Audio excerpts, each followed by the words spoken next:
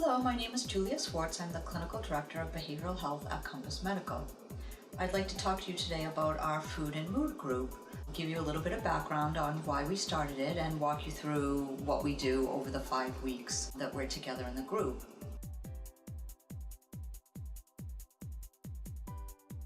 About 7 or 8 years ago, I started to notice that people's lifestyle, how they slept and the foods that they ate, were really impacting their mood relative to depression and anxiety. I also noticed that within the Department of Behavioral Health, we were getting a lot of referrals for patients who had chronic disease and were really struggling to lose weight, to diet, to exercise, and to change their lifestyle. In addition to that, we were being referred patients who were either considering bariatric surgery or who had had bariatric surgery. And what we know about that is that the outcomes long-term are quite poor.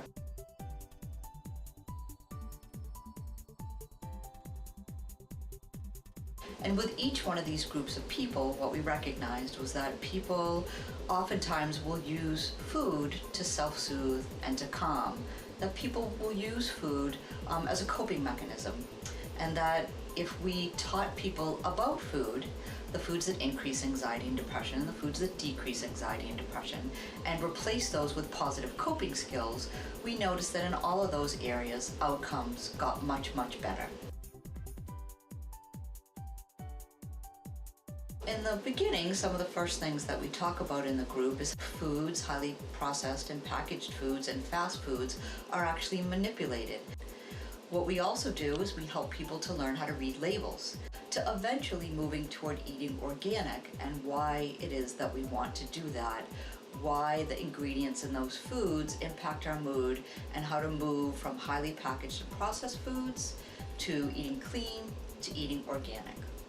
So the next thing that we talk about in the food and mood group is helping people to make the connection between emotional eating. And one of the first ways that we do that is by tuning back into our bodies and really paying attention to when we're hungry and when we're not hungry. And we do that through the use of a hunger scale. Over the course of the 6 weeks of the group, people share their life experiences with being on the diet merry-go-round.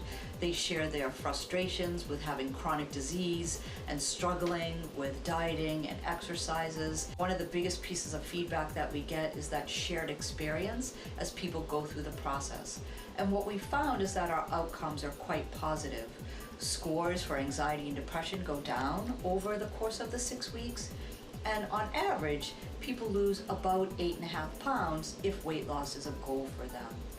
I hope that this has been a helpful introduction and that you will consider joining the next food and mood group. Thank you.